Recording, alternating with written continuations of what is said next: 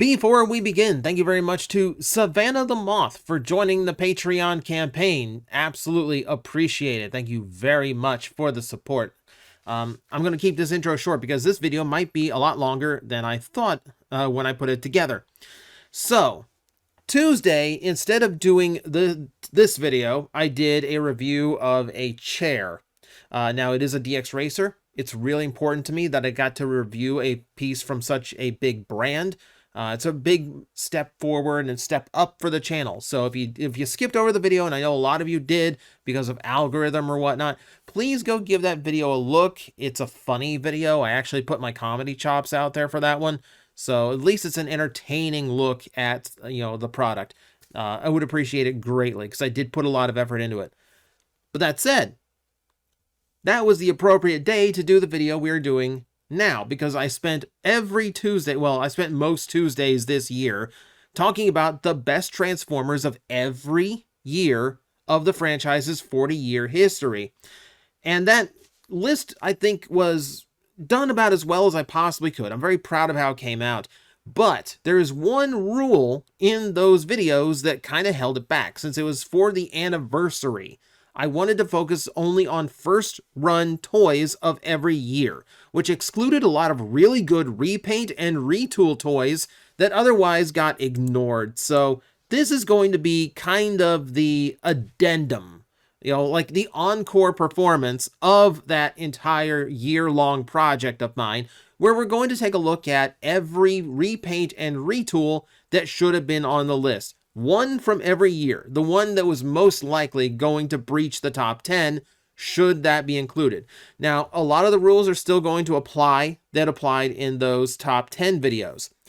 We are going to include combiner gift sets as one piece, but if it's a multi-pack of individual characters that aren't designed to combine into one character, I'm counting them separately. We are also going for bang for your buck again. A repaint or a retool can elevate a toy past and beyond what another toy might get. So I'm trying to play out like how good of a repaint or retool it is versus how good the toys were that year. I'm trying to balance this as best I can. So you'll forgive me if this list gets a little bit weird. I'm going to explain what I can, but I also don't want this to be an hour-long video. So I'm going to buzz through quite a few of these where it's just objectively, yeah, that's just a neat toy. And we're going to start off in 1984, which is Starscream. You'll recall the Jets came out at the same time, so I got to pick which one made the list, and the other two I considered the repaints. So Skywarp made the list, so Starscream makes it this time. I think that's fair. Also, no surprise, 1985 goes to Thrust. Really cool color scheme, great retooling, looks absolutely wonderful with the VTOLs. Moving on, 1986, Pipes. So I'm going to mention right now, there's a lot of years where there's very few repaints or retools because Transformers will often refresh their entire brand and just cut themselves off from using previous figures completely. A few do trickle through for various reasons, but that does mean sometimes I have a very limited pool to choose from, and 1986 is one of those years. But Pipes is actually a really brilliant retool of Huffer that really dramatically changes the toy up. It's actually really good. But as an example of what I mean, 1987, no real retools except for the Target Masters who were redone to accommodate old figures. So yeah, Hot Rod being the best of the batch that happened to. Here's what I mean by toys that really should have been in the top 10 of that year but had to be left out. Black Zarak in 1988. It's an absolutely gorgeous repaint and retool of Scorponok.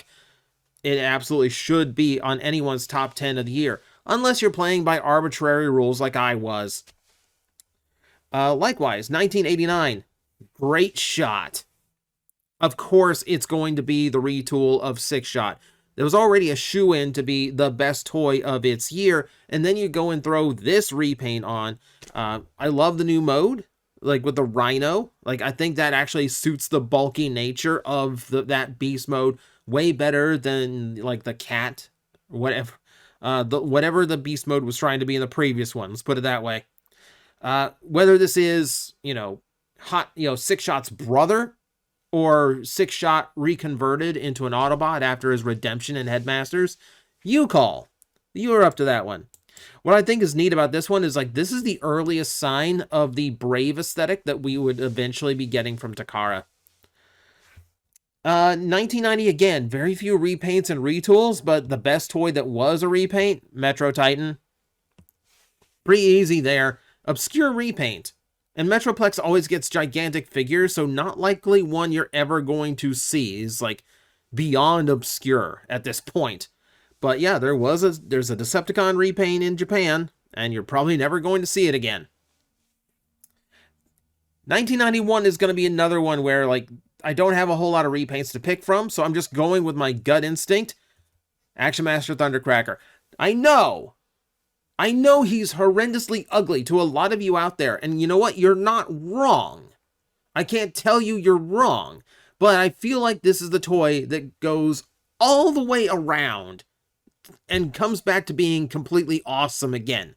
It's the fact that it's just so outlandish and over the top as a repaint that it's just a level of absurdity and just like flat out just obnoxiousness that I have to respect. I've always really liked this one. Here's an interesting one. 1992, the year Transformers was basically dead, and we had to rely on European G1 toys to get us by in the top 10. But in Japan, we had Operation Combination, the final gasp of Generation 1. This is Battle Gaia. This is a repaint of the Combaticons. And a little bit of it would trickle into his later repaints, but I think this one still maintains a lot of uniqueness that makes him stand out and, like, makes him an interesting candidate. I would love for, like, the eventual, like, whatever series these got, eventually gives us all of the Combaticons. I guess the Age of the Primes Combaticons. I know Ruination and G1 are going to take priority, but seriously, I would absolutely love for Battle Gaia to get a nod here. I think it'd be hilarious. 1993 was all about repaints, but I've selected Sideswipe because it's so, like, aggressively 90s, and I think it's still a really good toy, but inverting the color scheme, it gives it this, like, darker edge. I love the hit of neon green in there too. Just really, really good all around. Like, I genuinely feel like this makes him go from, like, yeah, he's just kind of like a normal Autobot to, like, very standout and different. I like it. 94 was a really odd one because, honestly, a lot of the repaint retools there were not all that great. So I've gone with just, like, a figure that's just nice all around. It's actually just a decent little figure, and the repaint they did on it actually works, and that's Vortex. I like this toy a lot. Aside from the fact that I think he's my favorite of the Combaticons, it's the only one where that purple camo actually works. I can imagine this blending into the night sky.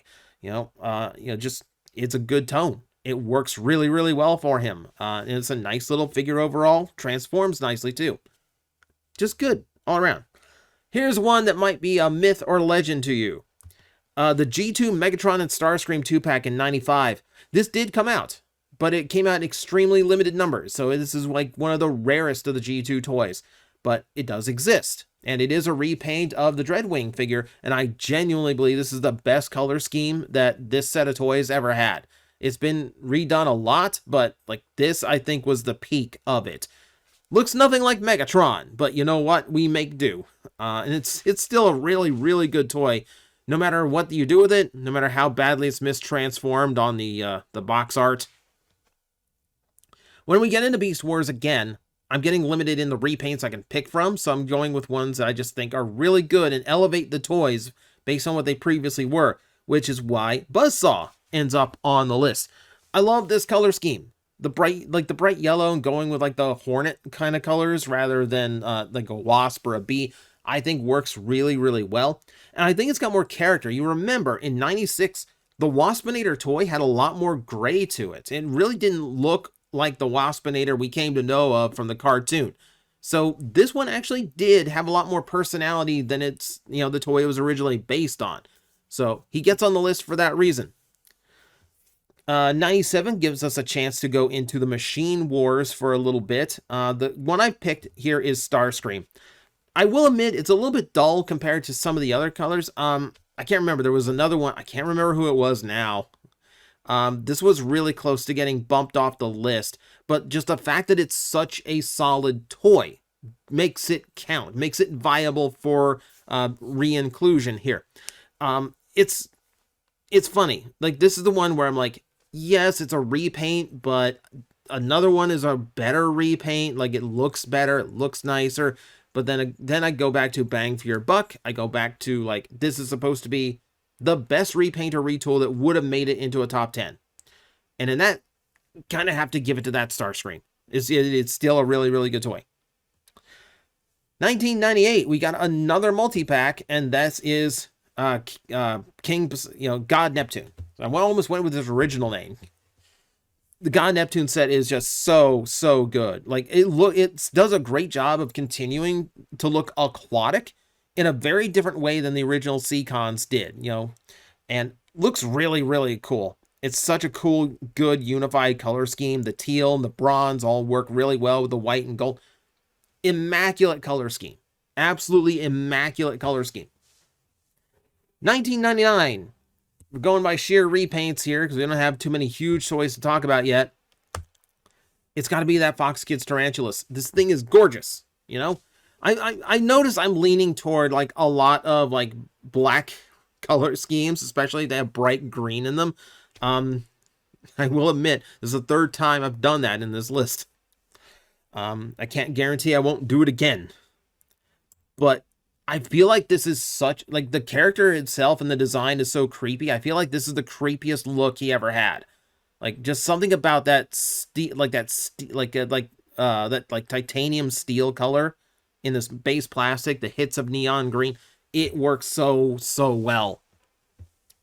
2000's an interesting one because we get Car Robots in Japan, which had a ton of repaints, but this one might be cheating. We're doing Devil Gigatron. It hurts to put on the list because Devil Gigatron is in the same year as Brave Maximus and Gel Shark Skybite. And it pains me to leave those two boys off the list because those are both incredibly good repaints. But look at him! This is beautiful! The gold and the white, the hits of purple and red. This is it. This is perfect. It's like literally perfect color scheme for that toy. Absolutely perfect. It's a weird one to include because it was released in the same year as Gigatron. So even if I included him on the 2000s list, they would have been like, do I justify putting both on the list because they're both really, really good? And this one is technically a full retool with 4 new modes. So I don't know. This gets iffy. But I figured in that section of the top 10s, I already cheated my format just to have stuff to talk about. So I'm going to cheat again in this format. So, 2001, I'm giving to BotCon Tigatron. I mean, just to bring it all the way back to just being a really nice repaint of a Cheetor toy. Works really, really well. Seeing Tigatron as Transmetal, I thought was a really cool idea. And it's a US use of the Ravage mold. So it's kind of a fascinating little trick they pulled here. For 2002, again, had some good options here. We've ultimately gone with Cryotech. Yeah, it's just, I think it was BotCon Cyclonus this one was competing with, but ultimately that toy does not look as distinct from Jetstorm as I would have liked. So I'm giving it to Cryotech because, oh my god, Ice Dragon. Ice Dragon looks so good. Why isn't the legacy version, of this toy done yet? Like, why don't we have a legacy Cryotech? I don't know. It's just so weird that this toy doesn't a modern version of this toy does not exist yet. It's dumb. For 2003, I've kind of gone with an easy choice and gone with the Unicron. The more times I see this Unicron in this color scheme, the more times like I see this in this color scheme, the more I really like how it looks. And of course, the base figure is itself really, really cool. It's a really, really good toy. And then you're just going to throw this really cool black color scheme onto it. Which, by the way, shout out to my buddy Treebot, who got one of these at BotCon, or not BotCon, but TFCon, when I met him. It was his little grail piece. Cool to see it. Cool to see it in person. For 2004, my personal choice, this Galvatron. This is one of the most pretty Transformers I have ever seen. Beautiful regal purple, gorgeous shade of silver that's in the paint. I love that it's better than the Japanese version. You know, like the black crown works better than the light blue. The individually painted ab section instead of just flat red. Like, this is one of those times where Hasbro one-upped Takara when it came to the color scheme department, and I'm grateful for it. I regret selling mine. One day. And the theme is going to continue, because when we get into 2005, we still have to talk about a Galvatron, except instead of looking like Galvatron, now Galvatron looks like Megatron, and no, now my eyes have crossed. Okay. We're okay. Again, silver and black color schemes. But again, this is such a beautiful repaint, and it's such the antithesis of the first release, which was just wild color scheme, versus this, which is like cold and focused. It's a really good inversion. It looks amazing in these colors. 2006 had some really good choices too. I think this one was competing with the BotCon Dawn of Futures Past set. And I was debating the Megatron, but I gave it to Cannonball because I think Cannonball is so much more... I think Cannonball achieves more than the Megatron does. Because this one is taking a medic and turning it into a Decepticon and also a pirate at the same time. There's a lot going on here to make this toy work, and it works. And it's still a really good toy for its size and price, too. That's where the bang for your buck thing comes in. Is that Megatron good for its original price? I mean, debatable, because that was an expensive exclusive. And now it's a 4-digit Transformer. Now it's definitely not worth its price. So so Cannonball got the nod for numerous reasons. It's just so good. It's just so good. Oh, and speaking of, I will give BotCon a few nods. Yeah, sometimes they do come up with some really good repaints and retools. Alpha Trion from Vector Prime was a shoo-in. Hasbro should have done it themselves. But BotCon got to have a lot more paint budget than Hasbro. So I'm actually okay with this. He's just a perfect mold for it. Like the aged look to the sculpt, the cape in the back. You slap a new head on it, and it really does pass for Alpha Trion, doesn't it? This is really, really nice. Another one I had, sold, regret it now. Fracture in 2008. I still champion this mold. It's one of the best molds to come out of the mid-2000s. Certainly the best one out of classics. It ages the best. And also, I don't think anyone realized how good of a fit this would be. You made Mirage look like what I would call the most famous GoBot.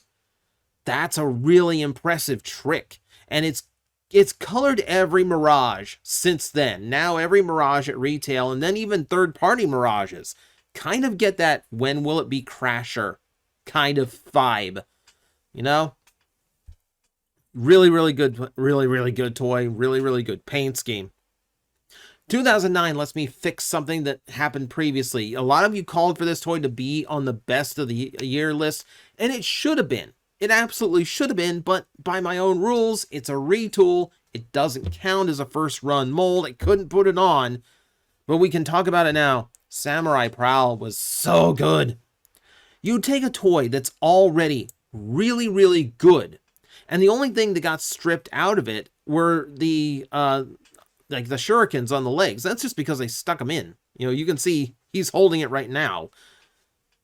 But just for the same price, it's still a deluxe price. All you really lost was that stupid, traffic light accessory. And what you got was a sidecar for the vehicle mode and an awesome armor up for the robot mode. It's so good. It's so good. It's for a deluxe class toy. It might be the most play value I've ever seen. It's so good. It does so much for the price point. I love it. 2010, you'd be surprised, I'm giving it to a movie toy. Oh my god, yeah. The Recon Ironhide was my Ironhide. I like the color. I like the lightning stripe pattern on the vehicle mode. I think it gives his robot mode a little bit more to work with. I like dropping the giant cannons, which are kind of awkward and unwieldy, and I love the ones that he comes with instead. Like the bump, like the bumper becoming kind of a crossbow, missile launcher. All the C-clip weapons you could combine together in different ways. I love that they fixed the fragile roof and they gave it a much heavier duty look in the vehicle mode. It's a really fun toy. This thing was a blast. This thing was so much fun because it gave you so much more to do with that toy. I feel like I'm cheating for this one, but I'm going to throw Unicron in again. That retool hits hard. The retool hits hard, and I like it better than the Takara one that's really kind of plain in deco. Takara was going to try for a straight-up G1 repaint. Hasbro took that remolding they did and went, let's actually find a balance. And I think the balance is working better. Like, there's not a whole bunch of flat gaps in him. Like, there's actual, like, work done to make the paint look good. He still looks G1, but he also looks dynamic. And I really, really like that. Don't worry. I know he gets released again. I'm leaving him off that time. 2012 had a few good options, but ultimately, I love the Year of the Dragon Optimus Prime. I love the deco on the trailer itself. I love the super mode playability it has. I mean, I like how the armor blends to him. You know, like, I don't mind a wing pack being a different color and all that. You know, I don't mind armor that like completes him enough to like really change his color scheme. But there's something about the armor just like enhancing his existing colors, almost like it transformed out of him somehow. Like, there's something about it just hits really, really well. And it's just a really fun toy to begin with. 2013, again, one of the best, smartest repaints I've ever seen. Rat Bat.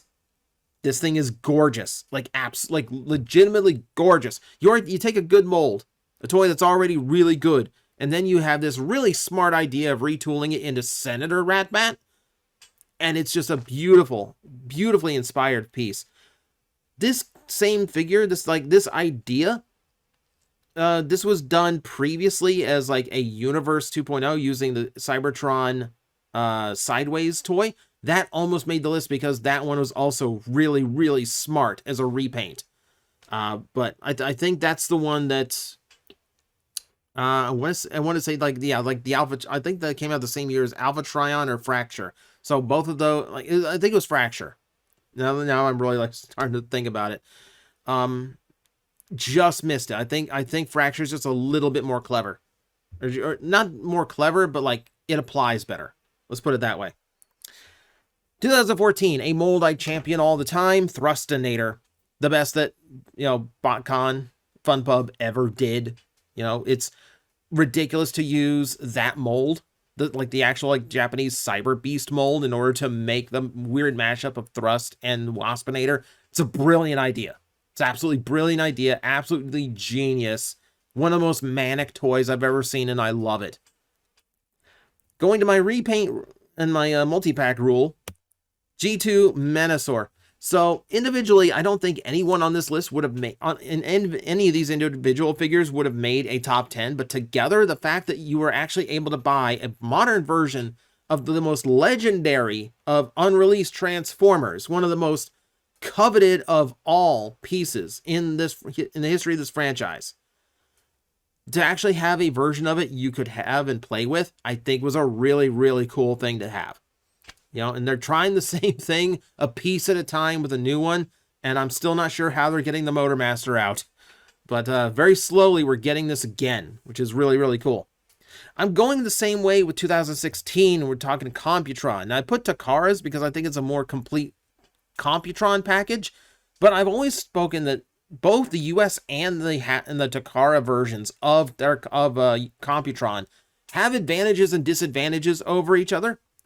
I find them to be equal overall, but it really depends on what your experience is. I think the US version has a little bit more playability individually. I think they picked a few better molds overall and have a few better color schemes overall, with the exception of Nose Cone. Takara's Nose Cone is absolutely better. But the overall experience for that Computron, I think, is a little bit less, a little bit more complete when it's combined. Like, individually, I think it's weaker than the Hasbro. But together, which is what we count on the list, a little bit better. 2017 is one that I really wish I could have included, but it was a pre-tool of Sky Shadow. So I can now talk about the Overlord that came out. And it's ridiculous that Overlord came out as a normal US release in the first place at the leader price scale. That's a big risk for a character that had no establishment in the US prior. Keep in mind, Overlord prior to this was a BotCon exclusive retool of Revenge of the Fallen Bludgeon. Or he was a tiny little Heroes of Cybertron figure named Gigatron. One or the other. So the fact that he got a leader class release and it came out so good was completely random, and I love this toy. Absolutely love this toy. 2018, one of my favorite retools. It's another black repaint, I'm sorry. Nemesis Prime from the Power of the Primes version of the figure. This does everything right. The all-black color scheme hides the flaws of the vehicle mode, which is the red and the blues competing with each other and making the whole thing look messier. All jet black all the way through hides a lot of the flaws of that vehicle and just makes it look like a far more complete package. You get new head sculpts on both figures, which I really appreciate because I don't like the normal Optimus Prime head sculpt trying to be Nemesis. It doesn't work for me. And then the added weapons. You get 2 new cannons for his forearms. You get a new sword. You get a new sword that transforms. I love it. There's so much on this toy. That's so much to love on this figure. 2019 might be a little bit divisive, but I'm giving it to Ratchet.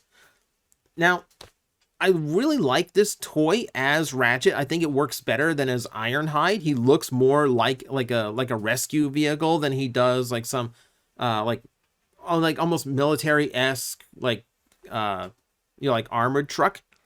And I love how much he comes with. Like, the added accessories without bumping up the price point is kind of ridiculous.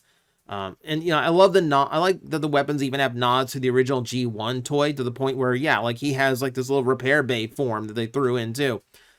Fun figure. A lot of fun with that figure. 2020 gives us the one that I know everyone asked for and said should have been on the list, but it's a retool, so I had to leave it off. Yeah, Netflix Soundwave is fantastic, and it's a very, very good modern Soundwave toy. The only issues I would have with it is the fact that they haven't tooled off some of the leftovers from the spaceship mode, like the landing struts. There's room for an 86 Soundwave to be even better, and they will eventually do an even better version of this toy as 86 Soundwave. If it's not this figure with additional retooling, it's going to be a completely new mold, I guarantee you that. But yeah, this gave us what we had wanted for a long, long time. A really good modern Soundwave that could do the Soundwave thing. And speaking of, 2021 gave us a Ravage that was such a beautiful send-up to the original, to the incarnation in Beast Wars.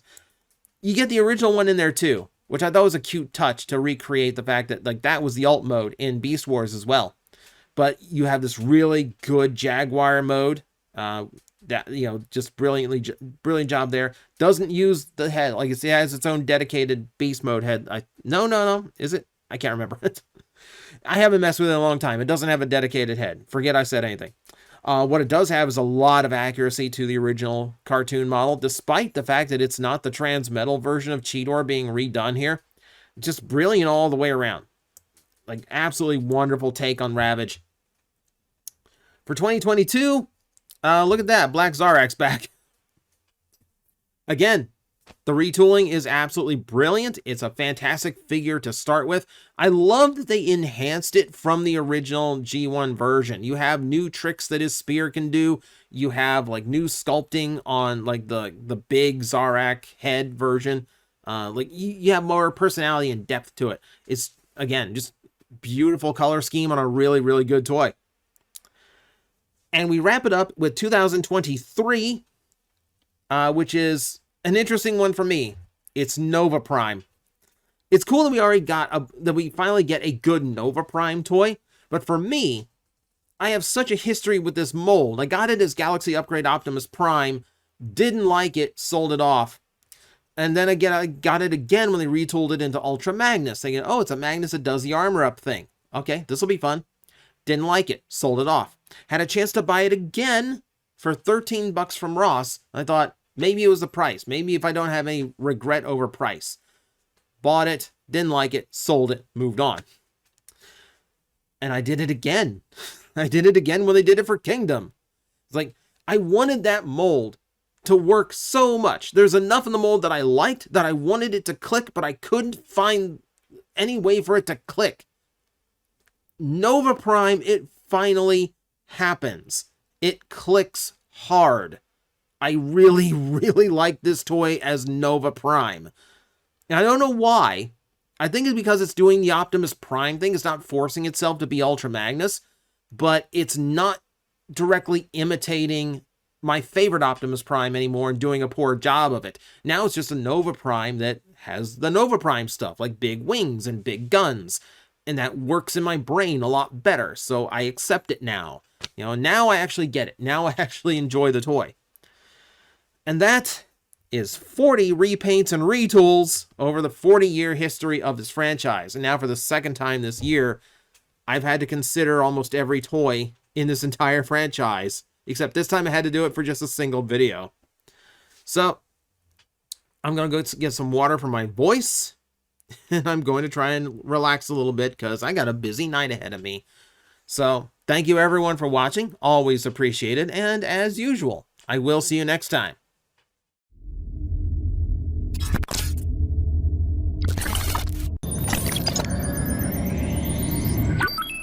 Analysis complete. Adapting translators to local language. Are you out there?